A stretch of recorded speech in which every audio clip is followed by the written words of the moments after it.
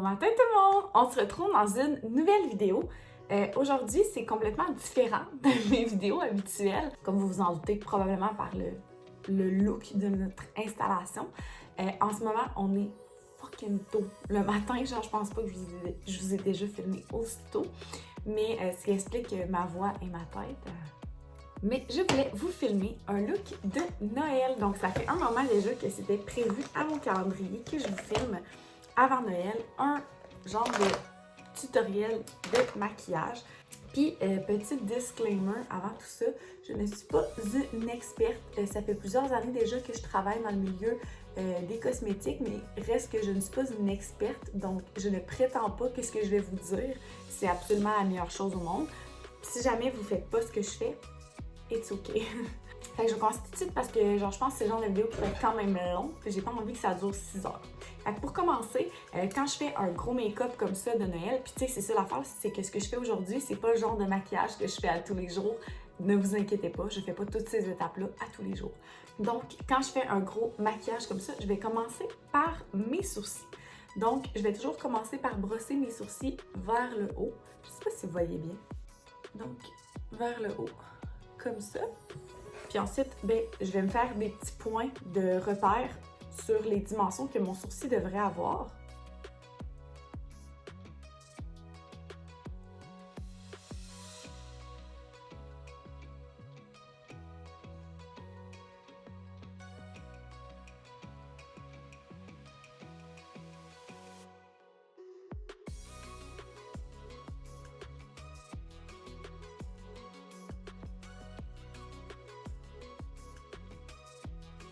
Donc, comme ça.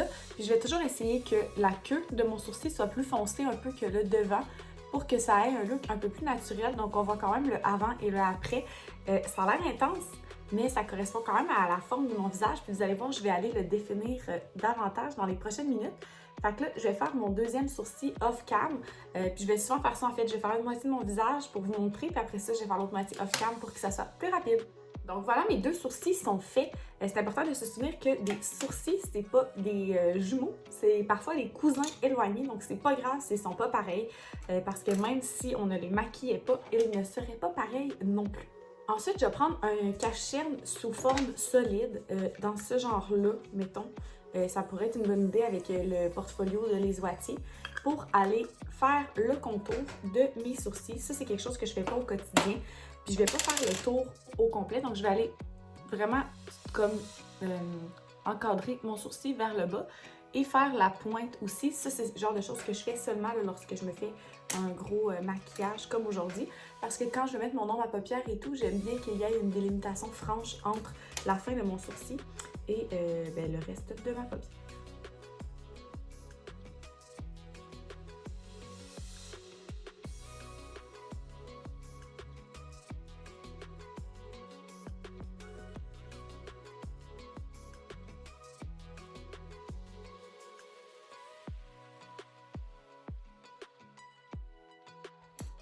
Donc, la prochaine étape pour moi, ça va être d'aller mettre comme une base à sourcils, une base à ombre à paupières. Par contre, personnellement, dans les dernières années, je me suis rendu compte que j'aimais mieux utiliser un cache-cerne directement. Donc, aujourd'hui, je vais utiliser le Tarte Shape Tape en guise d'ombre de base à ombre à paupières. Puis, comme j'ai des faux cils, ce qui rend l'accès à ma paupière vraiment plus difficile, en fait, ce que je vais faire, c'est que je vais utiliser tout simplement un pinceau plat comme ça pour aller étendre le cache-cerne sur ma paupière.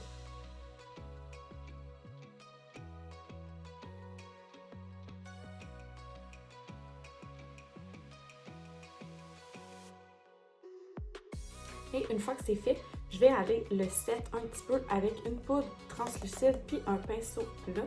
Je dis le set un petit peu parce que ça reste que c'est pas une base à ombre à paupières, donc je voudrais pas que ça crease le temps que je mette de l'ombre à paupières. J'en mets juste un petit peu pour que quand même le cache-cerne reste un peu collant puis qu'il y ait cet effet-là de base à ombre à paupières. Maintenant que ça c'est fait, je vais être prête, ma chaise, je suis désolée, je vais être prête à appliquer l'ombre à paupières. Donc quand je vous ai fait voter sur Instagram, vous aviez dit que vous aimiez un look en particulier, puis des couleurs en particulier, des couleurs neutres. Donc c'est ce que je vais faire. Donc, j'ai sorti une palette comme ça dans ma paupière, c'est toutes des couleurs un peu neutres, des couleurs terre. Comme ça, je vais pouvoir procéder à mon petit look. Puis, comme vous avez vu, j'ai commencé par les yeux parce que comme ça, s'il y a du fallout comme ça sur mes joues, je vais pouvoir tout simplement tout balayer ou mettre du cache-cerne par-dessus. Fait qu'on peut tout corriger si on fait les yeux avant. Fait que moi, j'aime mieux procéder comme ça. Pour commencer, je vais commencer avec un pinceau fluffy comme ça.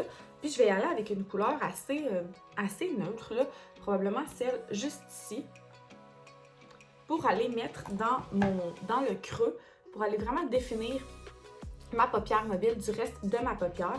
Donc, je vais commencer avec vraiment pas beaucoup de produits, puis je vais en ajouter plusieurs fois. Puis vraiment, la clé à cette étape-là, c'est de tenir son pinceau vraiment en fait, pas juste à cette étape-là, de façon générale, de ne pas tenir le pinceau comme ça, puis de ne pas y aller droit. On va vouloir y aller en angle, puis aller avec le poignet vraiment mou. On ne veut pas être précis. Et on ne pourra jamais estomper trop, OK? Fait que ça, je dirais que c'est probablement les deux choses à retenir. Donc, j'y vais.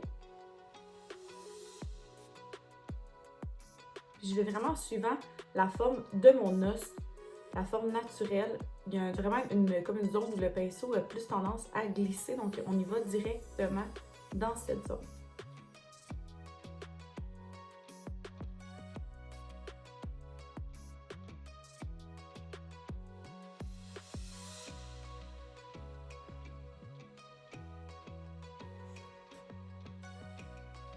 Là, c'est pas grave si je dépasse, je pourrais dépasser jusqu'ici parce qu'après, on va pouvoir tout nettoyer pour faire une belle ligne plus droite.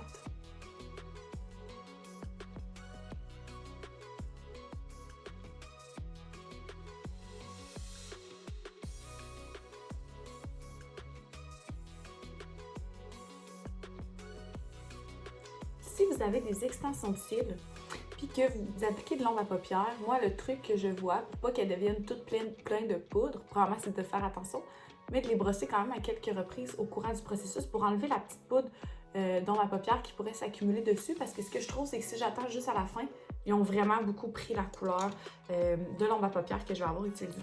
Donc pour la suite, je vais vouloir aller intensifier le coin extérieur. Donc quand on met de l'ombre à paupières, idéalement, la couleur la plus foncée va toujours se trouver dans le coin extérieur. Donc, c'est ce que je vais faire. Je vais mettre une couleur un petit peu plus foncée, mais j'en veux pas beaucoup. Fait que je vais aller avec un pinceau quand même du même genre, mais plus petit. Donc, ça va mettre la couleur de façon plus concentrée à cet endroit-là.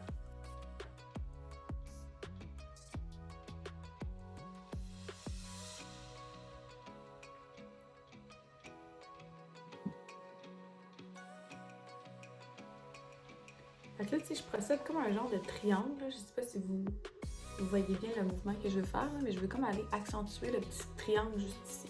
Puis on y va en étapes. Hein. Si on met genre vraiment beaucoup dans ma paupière tout d'un coup, ben après, il n'y a plus moyen de l'estomper correctement puis de faire quelque chose comme de fluide. Fait qu'on y va vraiment étape par étape.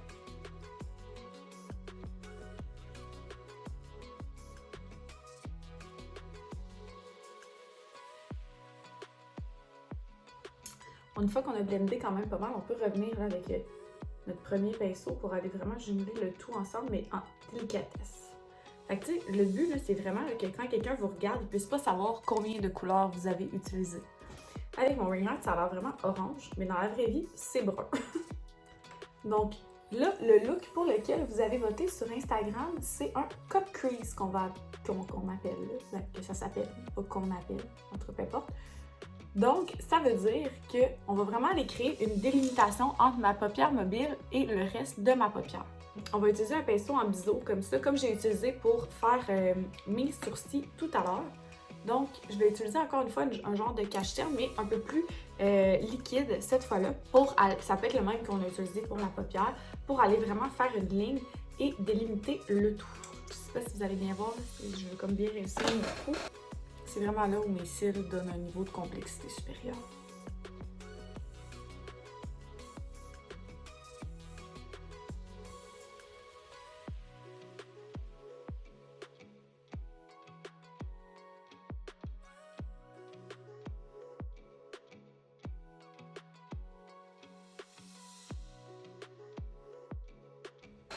Puis là, l'avantage du look d'aujourd'hui, c'est que, voyez-vous, il y a une petite imperfection juste ici. Ben c'est pas grave, je focus pas là-dessus, je continue de couper. Puis on va voir après comment on peut le corriger. Fait que quand vous faites une petite erreur comme ça, ne focussez pas dessus parce que si vous focussez dessus, souvent vous allez l'aggraver. Fait que laissez-la comme ça, puis on y revient plus tard dans ce temps-là. Là, pendant que l'ombre à paupières est encore un petit peu humide, je vais en profiter pour mettre un ombre à paupières qui va être un peu nacré, donc qui va avoir un peu de brillant à l'intérieur sans nécessairement avoir des paillettes. Là, normalement, ce genre d'ombre à paupières-là, ça s'applique vraiment mieux avec les doigts. Par contre, comme j'ai des extensions, ça ne fonctionne pas bien. Donc, ce que je vais faire, c'est que je vais prendre un pinceau plat, comme ça, puis je vais vaporiser du fixatif à maquillage dessus. Puis je vais le tremper directement dans mon ombre à paupières nacrée que je veux utiliser. Oups! Qui est celle juste ici. Puis je vais directement sur ma paupière. Donc ça va aider à imiter l'effet humide qu'on aurait avec un doigt normalement. La chaleur du doigt aurait cet effet-là naturellement.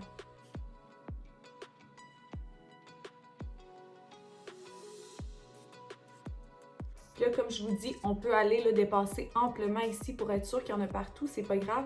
On va le nettoyer après. Fait que évidemment, j'aurai pas de l'ombre à paupières jusque-là normalement. Donc, je vais faire l'autre œil à l'instant. Puis là, encore là, on n'essaye pas de les faire pareil.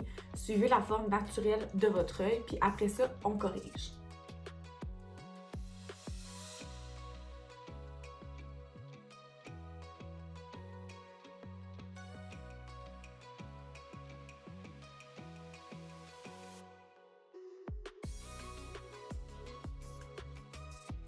La prochaine étape, normalement, ça serait de faire une ligne d'eyeliner noir. Par contre, comme j'ai des extensions de cils, je crois pas que c'est nécessaire, là, ça va avoir l'air comme trop intense pour ce que j'ai envie. Donc, je vais skipper cette étape-là pour cette fois-ci. Et là, c'est le moment de faire la petite ligne de brillant. Donc, moi, j'utilise le eyeliner de Les Wattiers, comme ça, là, qui est comme doré. Si vous n'avez pas de eyeliner, vous pouvez toujours faire une petite ligne de cache-cerne comme j'ai fait au départ, puis y aller avec des pigments brillants ou y aller directement avec une ombre à paupières très brillante pour faire la ligne. Donc là, on va vouloir aller faire la ligne entre notre ombre à paupières nacrée et notre ombre à paupières mate. Et là, c'est vraiment un moment où est-ce que du premier coup, il n'y en aura peut-être pas autant que vous en voulez. Donc, vous êtes mieux de passer à quelques reprises plutôt que d'essayer d'en mettre vraiment beaucoup parce que par expérience, quand on essaie d'en mettre beaucoup, c'est là que ça va faire comme plus des motons là, de brillant, puis ça fait un travail beaucoup moins précis.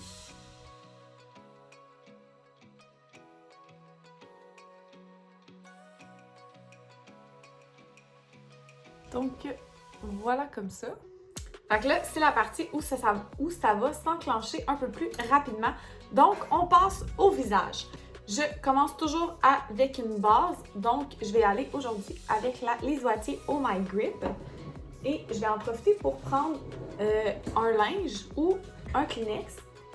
Puis je vais passer délicatement, j'ai pas l'air d'y aller délicatement, mais je vous jure que je vais délicatement, pour aller commencer à dresser un premier trait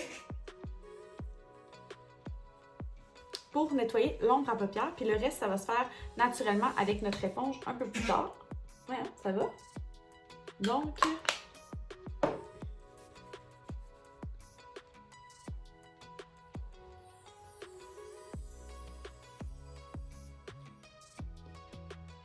j'ai été mouiller mon éponge. Je fonctionne toujours avec une éponge mouillée. Je sais qu'il y en a qui préfèrent l'utiliser sèche, mais c'est pas mon cas.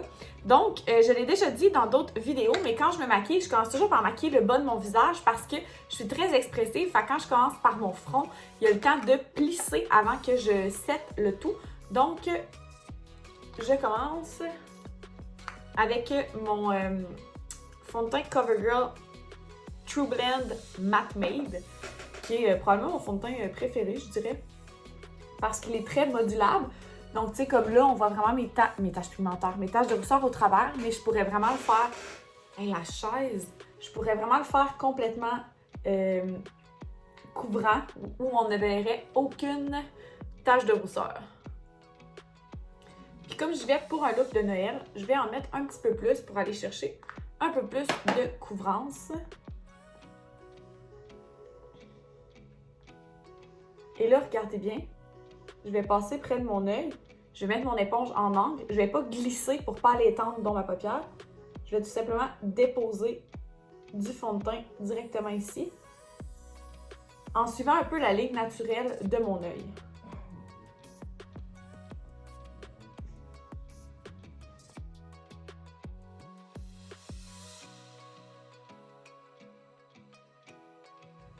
Donc là, je vais aller avec du cacherne. Vous avez probablement déjà vu là, les gros triangles en dessous des yeux. Personnellement, je trouve que ça sert à rien. Donc, je vais aller directement avec une ligne qui va descendre le coin de mon nez un petit peu comme ça. Un peu ici. Et le reste dans le coin externe comme ça ici. Je vais en mettre aussi. Puis ça, je fais vraiment ça juste dans des gros maquillages. Je vais en mettre une ligne sur mon nez. Sur les côtés de mon nez où j'ai tendance à être rouge. Et sur mon menton. Maintenant, j'ai l'air d'une folle.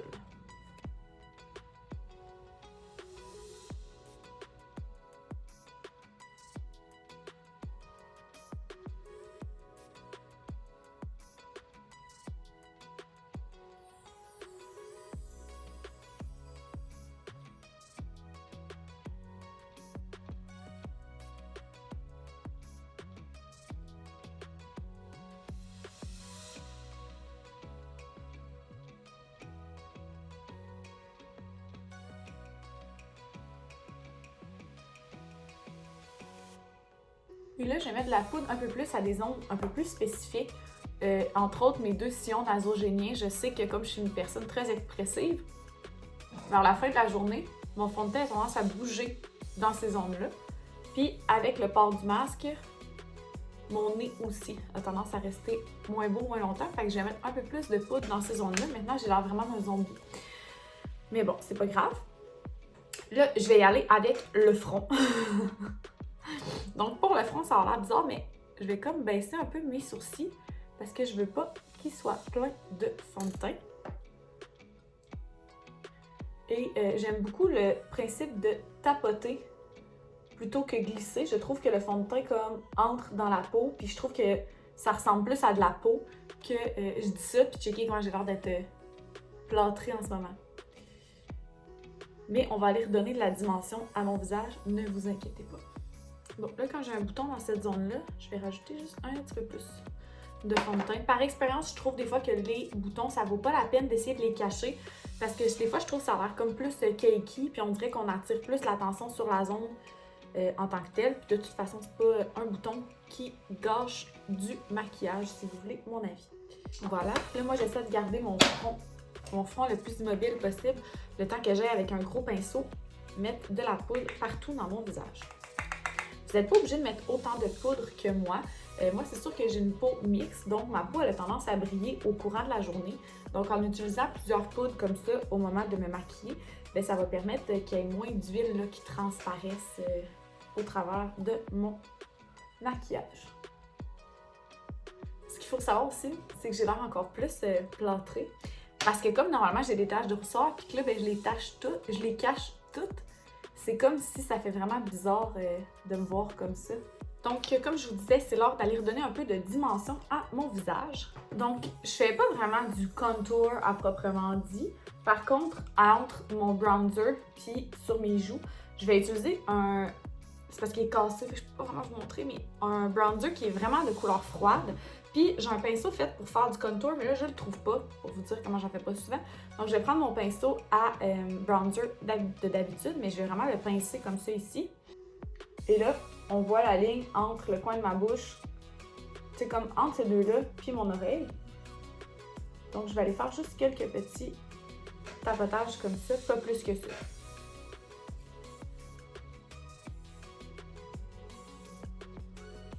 Et là, je vais aller avec mon bronzer habituel, qui va être de teinte un peu plus chaude. Puis, je vais aller vraiment mettre un peu d'ombrage dans mon front, surtout dans les coins externes, où je bronzerais, mettons, normalement, si je prenais du soleil.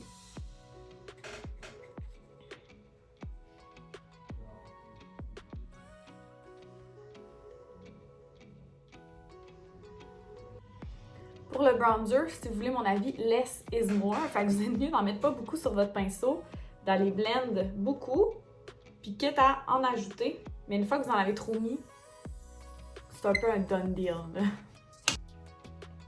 Et là, je passe par-dessus mon bronzer avec...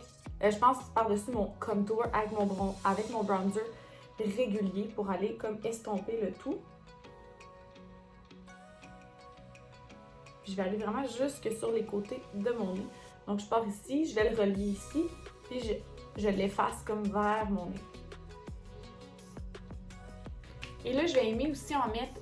tu sais, moi j'ai une partie ici de mon menton que j'aime vraiment pas, donc je vais aller vraiment essayer d'accentuer la ligne de ma mâchoire, mais pas beaucoup. Puis je le mets vraiment en dessous pour faire un effet d'ombre en fait. Puis je vais le descendre un peu dans le cou pour pas avoir l'air d'avoir une ligne orange en dessous du menton.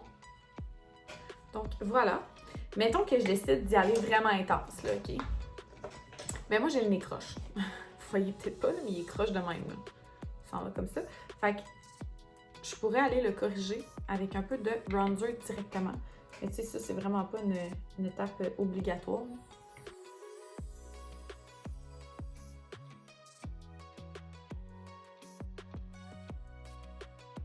Genre, je sais pas si vous allez voir la différence, là, mais là, c'est sûr que là, c'est pas blendé encore. Là. Fait qu'une fois que je vais avoir fait ça, je vais aller corriger avec mon... Pas corriger, mais estomper avec mon pinceau à bronzer. Voilà, maintenant on est rendu à ma partie préférée, qui est le fard à joues. Donc pour aujourd'hui, je vais aller avec un fard à joues qui va être un peu plus neutre, tu sais, comme pêche. Parce que, tu sais, j'ai quand même des tons chauds sur les paupières. Fait que je voudrais pas aller avec quelque chose de très, très rose. Fait que lui, il est un petit peu pêche, il y a un peu de orange à l'intérieur. Puis j'aime bien en mettre toujours sur mon nez. Parce que, tu sais, en réalité, si j'avais pris du soleil ou si j'avais froid ou peu importe, tu sais, quand on rougit, oui, des joues, mais on rougit aussi un peu du nez. Donc, je trouve que ça fait plus naturel. Écoute, on est loin d'avoir un look naturel, là. Puis du fard à joues, personnellement, j'en mets toujours un peu plus que ce que je veux avoir l'air parce que j'ai les joues quand même très poreuses. Fait qu'on dirait que mon corps en absorbe une bonne partie. On enchaîne avec une de mes étapes préférées. Oups, il est comme cassé. Qui est le highlight. Donc, le highlight, je le mets vraiment où la lumière, normalement, frapperait mon visage. Donc, ça veut dire le haut de mes pommettes ici, le bout de mon nez. Ben, vous pourriez en mettre tout le long de votre nez, mais comme je vous dis, le mien est croche. Puis quand on met du highlight, il faut savoir qu'on accentue cette partie-là de notre visage. Donc, je vais en mettre sur le bout de mon nez et entre mes deux yeux. Pour moi, c'est ce qui fait le mieux, surtout que j'ai une bosse sur le nez. Donc, quand j'en mets tout le long de mon nez, bien, ça accentue ma bosse. Puis, bien, ça, je tripe pas plus qu'il faut. Et ensuite, je vais en mettre un petit peu en haut de chacun de mes sourcils, mais pas trop, parce que comme je vous disais, j'ai quand même une peau mixte, donc naturellement, mon corps va produire des huiles au cours des heures à venir. Pour aller fixer mes sourcils, je n'utilise pas de gel à sourcils, j'utilise du spray net. Donc, je prends une petite brosse à sourcils comme ça ici, sur laquelle je vais mettre du spray net. Puis, je vais aller la brosser dans mes sourcils.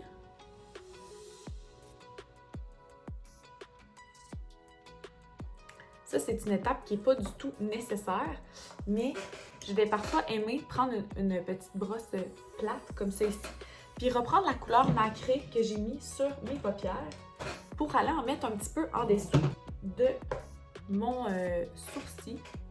Donc, faire un petit point de lumière.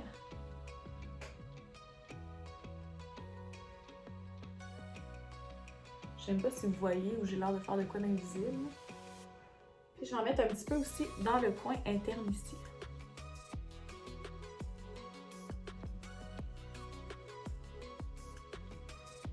Voilà. Et là, l'avant-dernière étape, ça va être de fixer le tout.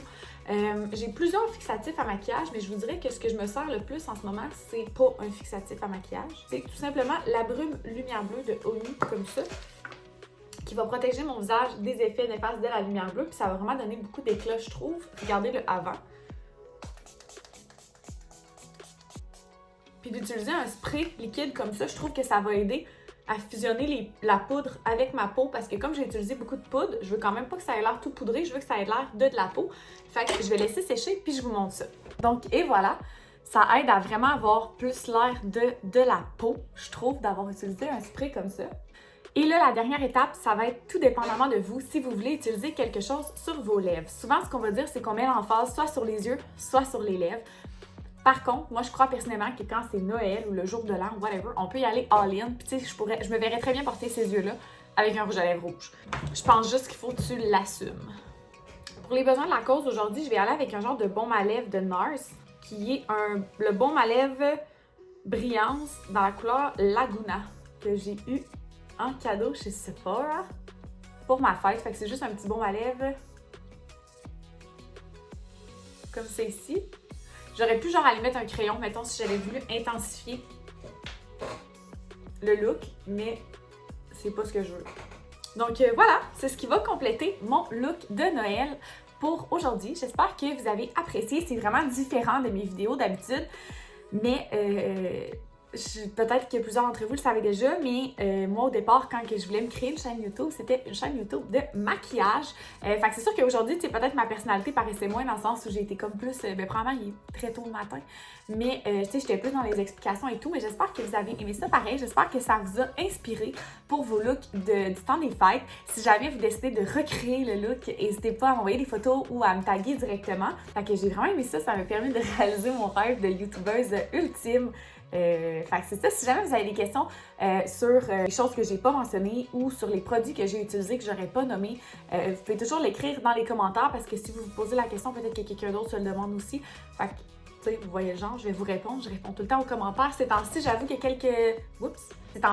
quelques jours, des fois, de décalage entre votre question et ma réponse parce que il y a comme plus de vlogs, fait que ça fait plus de gestion. Mais je réponds toujours à tous les commentaires. Fait que si jamais vous avez des questions, n'hésitez pas, ça va me faire plaisir.